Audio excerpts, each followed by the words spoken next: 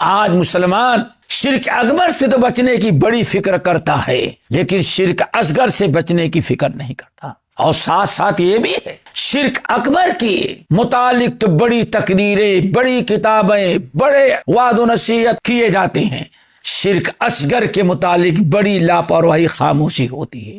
بندے کو ہمیشہ جس طرح سے عذاب قبر سے، عذاب نار سے، دجال کے فتنے سے بچنے کی اللہ تعالیٰ سے دعا مانگتا ہے، پناہ مانگتا ہے، اللہ تعالیٰ سے رجوع ہوتا ہے کہ اللہ ہمیں بچا لے، ایسے ہی دونوں قسم کے شرک سے بچنے کی بھی اللہ تعالیٰ سے دعا کریں، اللہ تعالیٰ کی طرف رجوع کریں۔ وَأَقُولُ فِي الْقُرْآنِ مَا جَاءَتْ بِهِ آياته فهو الكريم المنزل وأقول قال الله جل جلاله والمصطفى الهادي ولا أتأول. بسم اللہ الرحمن الرحیم، الحمد للہ رب العالمین والصلاة والسلام علی سید الاولین والآخرین وعلى آلہ واصحابہ اجمعین ومن تبعہم بإحسان الی یوم الدین، اما بعد۔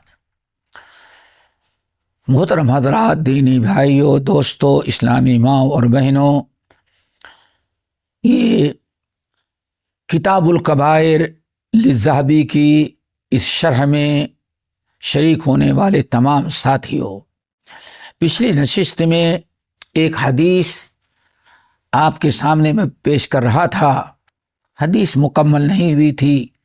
حدیث کا تعلق شرک اصغر سے تھا، اور شرک اصغر داخل کیسے ہوتا ہے آدمی کتنا پوشیدہ انداز میں، اسی پر بحث ہو رہی تھی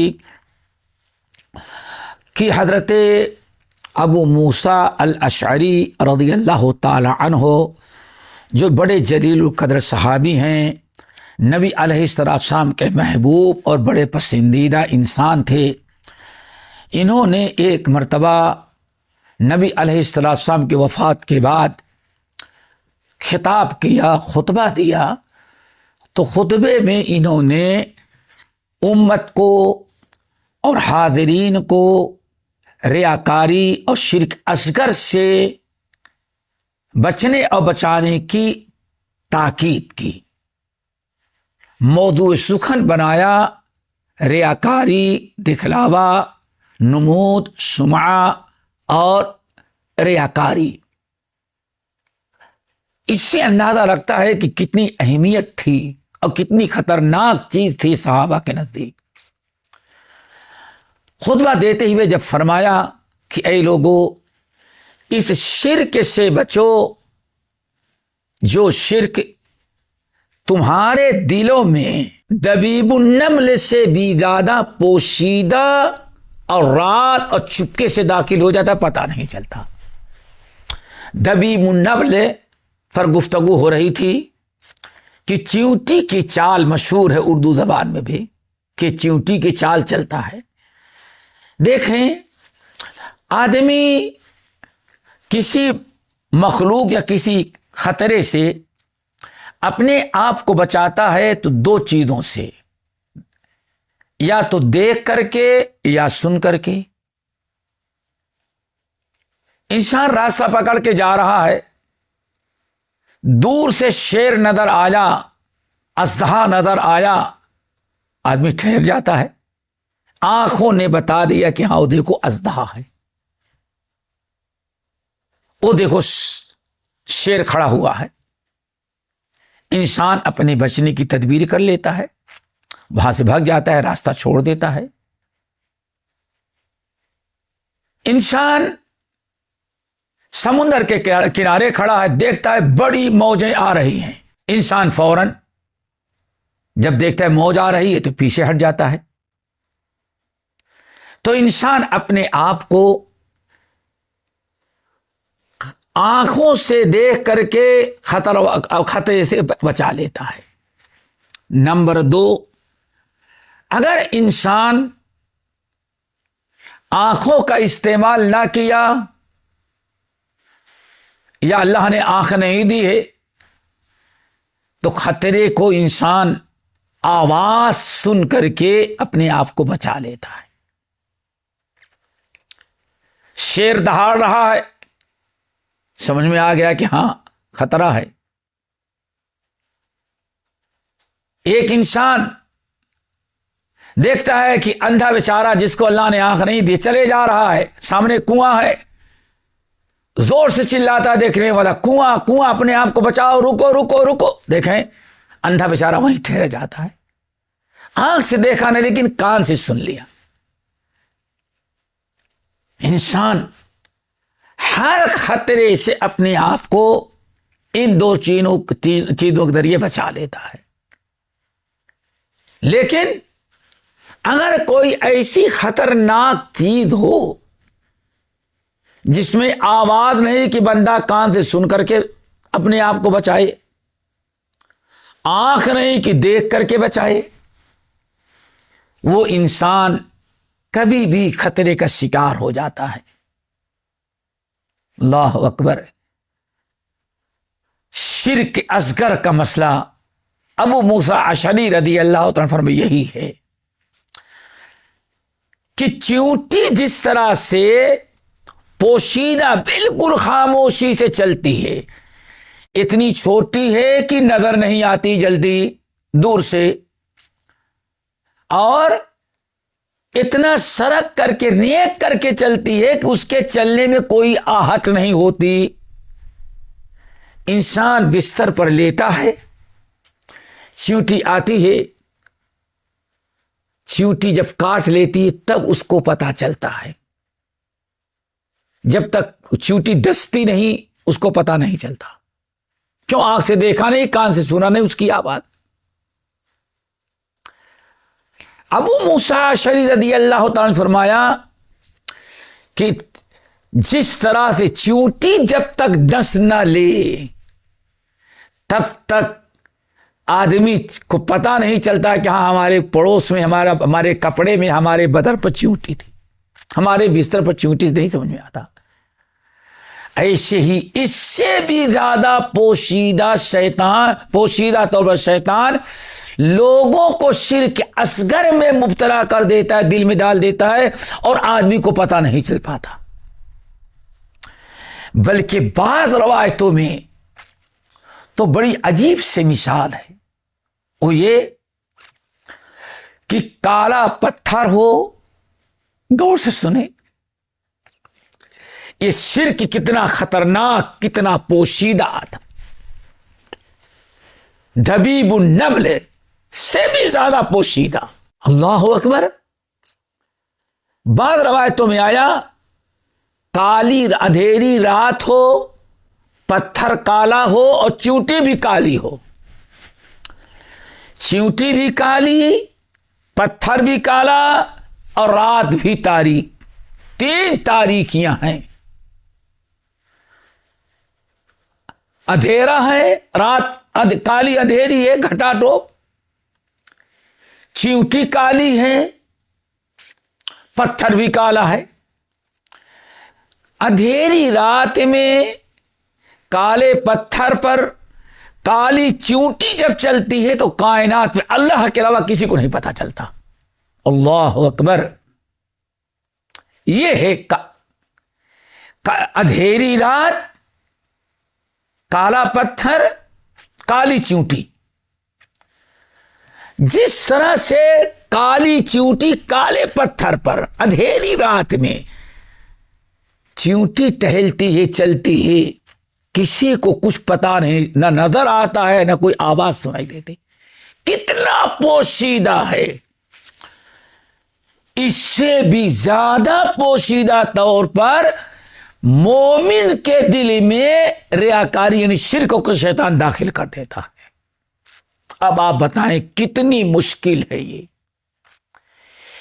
تو حضرت ابو موسیٰ اشعری رضی اللہ تعالیٰ نے یہی خطبہ دیا، فرمایا یا ایھا الناس اتقوا ھذا الشرک فإنہ اخفی من دبیب النمل۔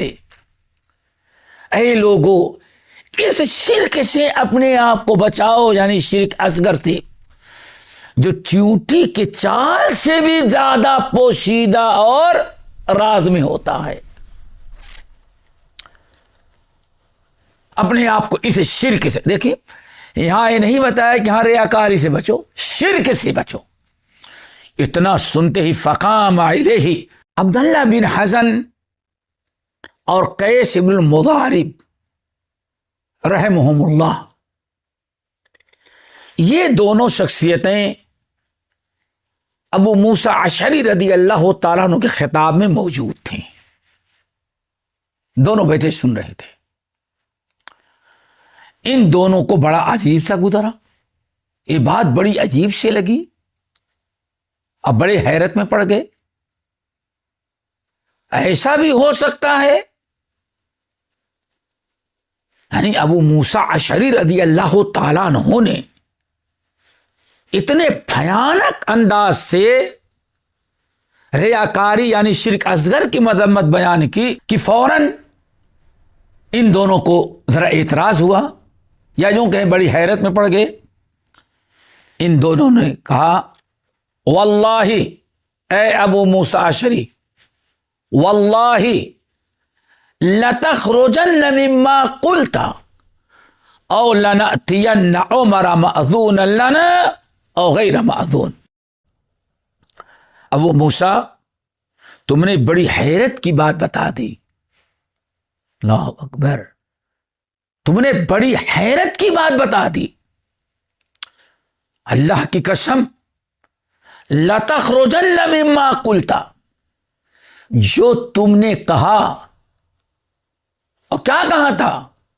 یہی ایک بات کہی تھی، یا ایھا الناس اتقوا ھذا الشرک فانہ اخفی من دبیب النبل. ایک جملہ کہا تھا بس، اے لوگو اس شرک سے اپنے آپ کو بچاؤ، چونکہ یہ شرک اصغر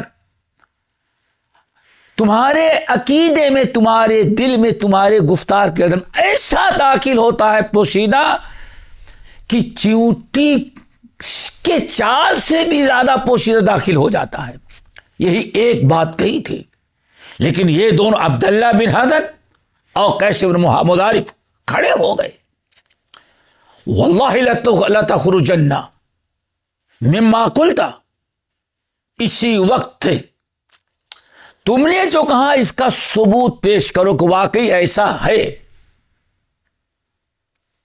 قرآن میں بتاؤ یا حدیث میں بتاؤ، کوئی دلیل دو. کھڑے ہو گئے دونوں، کوئی دلیل بتا دو. اگر دلیل نہیں دیتے تو لنأتین عمر ابن الخطاب ابھی زندہ ہیں، ان کا دور خلافت ہے. ہم خلیفۃ المسلمین عمر ابن الخطاب رضی اللہ تعالی عنہ کے پاس جائیں گے اور ان سے شکایت کریں گے تمہاری. بڑی بات بڑھ گئی. عمر ابن الخطاب کے پاس پہنچنا کوئی آسان کام نہیں تھا. سینکڑوں میل، ہزاروں میل کا فاصلہ، لیکن اتنی بڑی دھمکی. ابو موسیٰ تم نے جو یہ فتویٰ دیا اور یہ ہم لوگوں کو نصیحت کی، اگر اس کو تو کتاب و سنت سے دلیل دے کر ثابت نہیں کرو گے تو تمہاری شکایت عمر ابن الخطاب کے پاس ہم جا کے کریں گے. اور یہ بھی سن لو، چاہے عمر اجازت دیں یا نہ دیں، زبردستی گھس کر کے عمر کے بعد ہم تمہاری شکایت کریں گے. جب اس طرح سے کہا، حضرت ابو موسیٰ اشعری رضی اللہ تعالیٰ عنہ نے کہا بل اخرج مما قلت، لوگو اطمینان رکھو، ہم نے جو کہا ہے ہم اس کی دلیل تم کو یہیں دے دیں گے، عمر ابن الخطاب کے پاس جانے کی ضرورت نہیں پڑے گی. ان دونوں نے، عبداللہ بن حزن اور قیس بن مضارب نے کہا ٹھیک ہے پیش کرو دلیل کہ واقعی ایسے ہے. تو کہنے لگے ابو موسیٰ اشعری، اب دلیل دے رہے، کہتے خطبنا رسول اللہ صلی اللہ علیہ وسلم، ایک دن نبی علیہ السلام نے ہم لوگوں کو خطبہ دیا، خطاب کیا. کہتے ہیں خطبنا رسول اللہ صلی اللہ علیہ وسلم، ایک دن نبی علیہ السلام نے ہم لوگوں سے خطاب کیا، اور خطاب کرتے ہوئے فرمایا یا ایھا الناس، یا ایھا الناس، یہ اللہ کے رسول کا فرمان ہے، یا ایھا الناس، آپ ممبر تشریف فرما تھے اور سارے حاضرین اور سامعین کو آپ خطاب کر رہے تھے، یا ایھا الناس، اے لوگو، اتقوا ھذا الشرک، اے لوگو اس شرک سے اپنے آپ کو بچاؤ، فکر کرو، خود بچو اور دوسروں کو اس شرک سے بچانے کی فکر کرو۔ فَإِنَّهُ أَخْفَى مِن دَبِيبِ النَّمْلِ، چونکہ یہ شرک لوگوں کے دلوں میں، لوگوں کے دل و دماغ اور عمل میں، گفتار کردار میں چیونٹی کی چال سے بھی زیادہ پوشیدہ، مخفی اور چپکے سے داخل ہو جاتا۔ یعنی نبی علیہ السلام نے، حضرت ابو موسیٰ اشعری نے جو خطبہ دیا، اس سیم ٹو سیم نبی علیہ السلام کا خطبہ اپنی کانوں سے انہوں نے سنا تھا۔ اب اس کی اور اہمیت بڑھ گئی۔ اب آپ ذرا سوچیں، اس شرک کی قباحت اور امت میں اس بیماری کا عام ہونا، صحابہ کرام سننے والے ہوں جو کائنات کے سب سے اعلیٰ مقام کے مسلمان ہیں، ان سے اچھے مسلمان نہ پہلے گزرے نہ بعد میں گزریں گے۔ مسجد نبوی ہو، انصار اور مہاجرین، صحابہ کرام اتنے اعلیٰ مقام کے لوگ جن کے متعلق اللہ تعالیٰ فرمائیں لقد رضی اللہ عن المؤمنین، اللہ تعالیٰ ان مومنوں سے راضی ہو گیا ہے، رضی اللہ عنہ ورضوا عنہ، جس کے بارے میں قرآن بشارت سنائے۔ ایسے اعلیٰ مقام رکھنے والے لوگوں کو نبی علیہ السلام اپنے ممبر سے خطاب کر رہے ہیں۔ اس سے آپ اندازہ لگائیں یہ شرک کتنا گھناؤنا اور کتنا نقصان دہ عمل ہے۔ آج مسلمان شرک اکبر سے تو بچنے کی بڑی فکر کرتا ہے، لیکن شرک اصغر سے بچنے کی فکر نہیں کرتا۔ اور ساتھ ساتھ یہ بھی ہے، شرک اکبر کی متعلق تو بڑی تقریریں، بڑی کتابیں، بڑے وعظ و نصیحت کیے جاتے ہیں، شرک اصغر کے متعلق بڑی لاپرواہی، خاموشی ہوتی ہے۔ آپ نے صحابہ کو خطاب کرتے ہوئے فرمایا، اے میرے صحابیوں، اے میرے لوگوں، اس شرک سے اپنے آپ کو بچاؤ، جو شرک تمہارے دل و دماغ میں، تمہارے دل میں، تمہارے عمل میں، تمہارے گفتار اور کردار میں چیونٹی کے چال سے بھی زیادہ پوشیدہ طور پر داخل ہو جائے گا۔ یہ حدیث آپ نے بیان کی، لیکن جب نبی علیہ السلام نے حدیث بیان کی، فقال له من شاء اللہ، یہاں یہ بات تو سمجھ گئے کہ ابو موسیٰ اشعری رضی اللہ تعالیٰ عنہ نے جو خطبہ دیا اس کو دلائل سے نبی علیہ السلام کی حدیث سے ثابت کر دیا۔ اعتراض کرنے والے بالکل خاموش ہو گئے۔ واقعی صحیح فرمایا ابو موسیٰ اشعری نے، نبی علیہ السلام نے یہی نصیحت اپنے صحابہ کو کیا تھا۔ ابو موسیٰ اشعری رضی اللہ تعالیٰ عنہ نبی علیہ السلام کی اس حدیث کو بیان کرنے کے بعد اور آپ کا فرمان جو آگے تو وہ بھی نقل کرتے ہیں کہ جب نبی علیہ السلام نے یہ نصیحت کیا کہ یا ایھا الناس اتقوا ھذا الشرک فإنہ اخفی من دبیب النمل، نصیحت کی تو ایک شخص کھڑا ہو گیا، یعنی ایک صحابی کھڑے ہو گئے۔ نبی علیہ السلام کی یہ بات سننے کے بعد جس طرح سے ابو موسیٰ اشعری رضی اللہ تعالیٰ عنہ نے کہا تو حضرت عبداللہ بن حزن اور قیس کھڑے ہو گئے۔ بالکل یہی حادثہ نبی علیہ السلام کے ساتھ پیش آیا۔ جب نبی علیہ الصلوۃ والسلام نے حدیث بیان کی فقال له من شاء اللہ ان یقول، تو اللہ تعالیٰ نے ایک بندے کو کھڑا کر دیا. ایک بندہ کھڑا ہوا، یعنی ایک صحابی کھڑے ہوئے نبی علیہ الصلوۃ والسلام کے خطاب کے درمیان، اور انہوں نے کہا وَكَيْفَ نَتَّقِيهِ وَكَيْفَ نَتَّقِيهِ وَهُوَ أَخْفَى مِن دَبِيبِ النَّمْلِ یا رسول اللہ. اے اللہ کے رسول، جب یہ شرک ہے، آپ فرما رہے ہیں کہ چیونٹی کی چال سے بھی زیادہ پوشیدہ اور رازدارانہ اعتبار سے تمہارے اندر داخل ہو جاتا ہے، یہ تو بہت خطرناک چیز ہے یا رسول اللہ. اب آپ بتائیں وَكَيْفَ نَتَّقِيهِ، اس شرک سے ہم اپنے آپ کو کیسے بچا سکتے ہیں جو شرک چیونٹی کی چال سے بھی زیادہ مخفی طور پر ہمارے اندر داخل ہو جاتا ہے. صحابہ کانپ گئے، لرز گئے. یہ ریاکاری اور شرک اصغر کا گھناؤنا تصور تھا صحابہ کرام کے. سمجھتے تھے بدترین جرم ہے، ساری نیکیاں برباد کر دینا شرک ہے یہ. صحابہ کرام تو بہت پریشان ہو گئے، پاؤں تلے زمین نکل گئی. اب یہ فکر لاحق ہوئی یا رسول اللہ، تو اب بتائیں اس سے ہم اپنے آپ کو بچا کیسے سکتے ہیں؟ چیونٹی سے کوئی اپنے آپ کو بچا نہیں پاتا جب تک چیونٹی ڈس نہ لے، بدن پر چڑھ نہ جائے، تب تک نہیں پتا چلتا کہ بازو میں کیا تھا، بستر پر کیا تھا. تو آخر ہم کیسے اس شرک سے بچائیں اپنے آپ کو؟ نبی علیہ الصلوۃ والسلام نے ہی بچنے کی تدبیر اور اس کی شکل بتائی، اور شکل بھی بڑی اہم چیز ہے دوستو. آپ نے فرمایا قولو، تم نہیں بچ سکتے اس شرک سے جو چیونٹی کے چال سے بھی زیادہ پوشیدہ ہے، نہیں بچ سکتے الا یہ کہ اوپر والا اللہ تعالیٰ تم کو بچائے.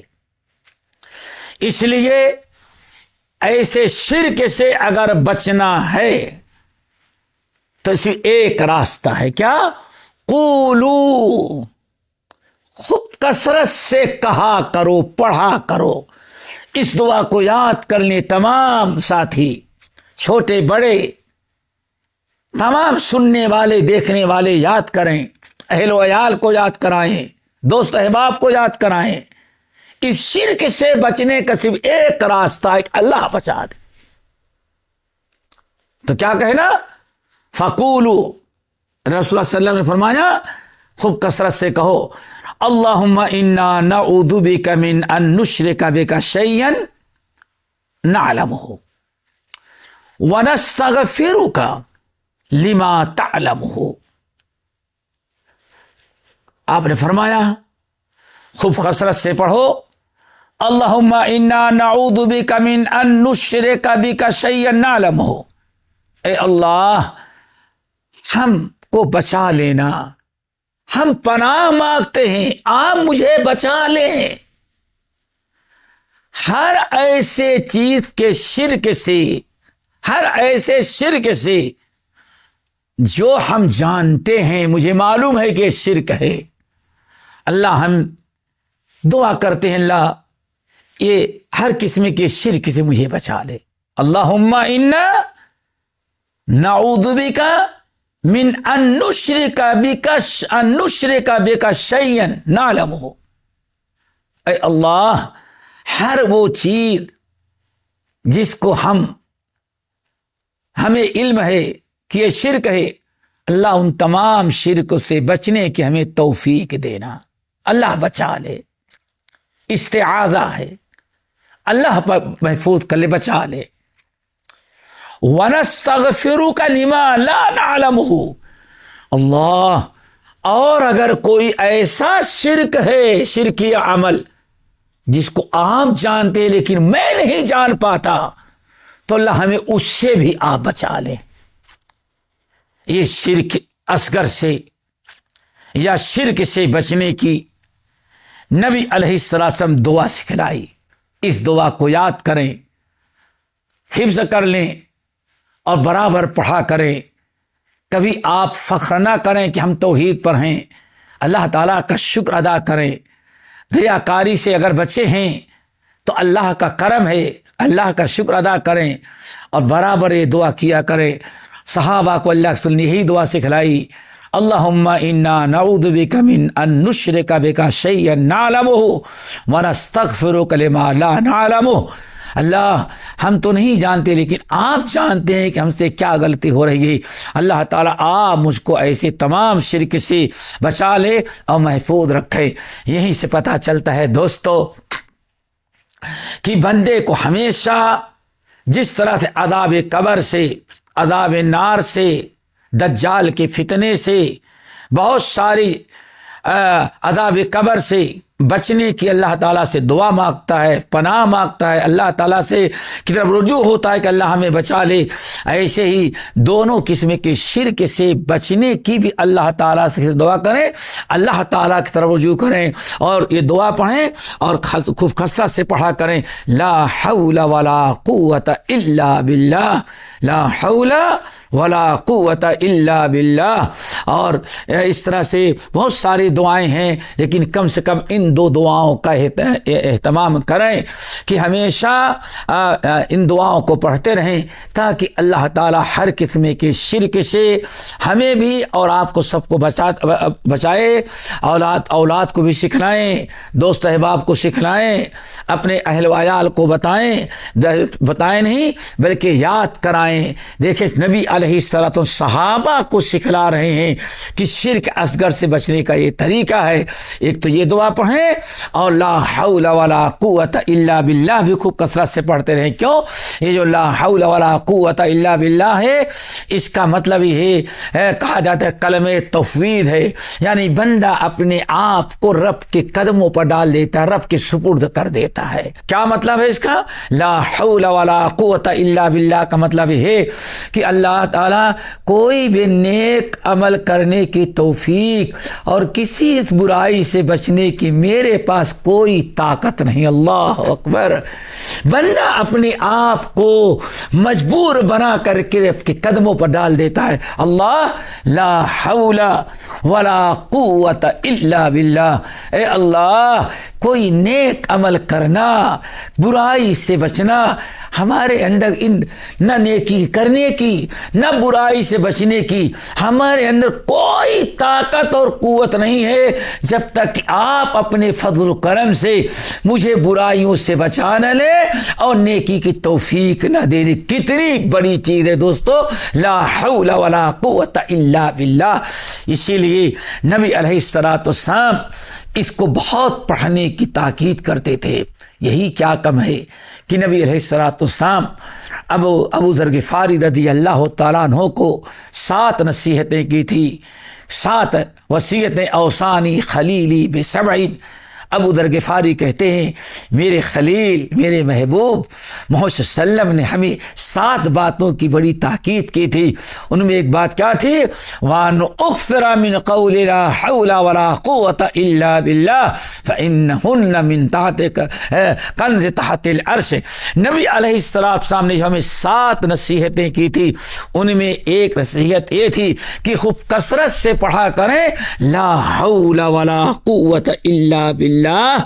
کیوں؟ اللہ کے رسول نے فرمایا یہ وہ خزانہ ہے عرش کے نیچے کا جو اللہ نے ہمیں بھیجا ہے۔ تو یہ بہت بڑی دعا ہے، لا حول ولا قوت الا باللہ۔ ہمیں چاہیے کہ اس کو یاد کریں اور اس کو خوب کثرت سے پڑھتے رہیں۔ دوستو یہ شرک تھا جو گناہ کبیرہ تھا پہلا، گرچہ تھوڑی سی بات لمبی ہو گئی لیکن خیر یہ ہے کہ ہر قسم، دونوں قسم کے شرک کی مذمت کتاب و سنت میں آئی ہے اور دونوں کو اکبر الکبائر میں شمار کیا گیا ہے۔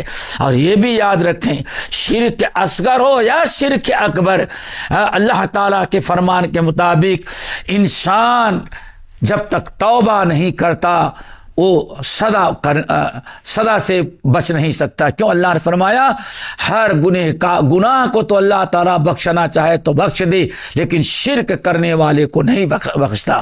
تو چاہے شرک اکبر ہو یا شرک اصغر ہو، دونوں کی سزا بھگتنی ہے.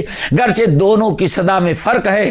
شرک اکبر کرنے والا وہ تو ہمیشہ جہنم میں رہے گا، لیکن شرک اصغر کرنے والا اللہ تعالیٰ جب تک چاہے گے جہنم میں رکھ کے سزا دیں گے، باقی اس کو پھر کبھی آزاد کرے گے، چونکہ شرک اکبر سے بچا ہوا ہے.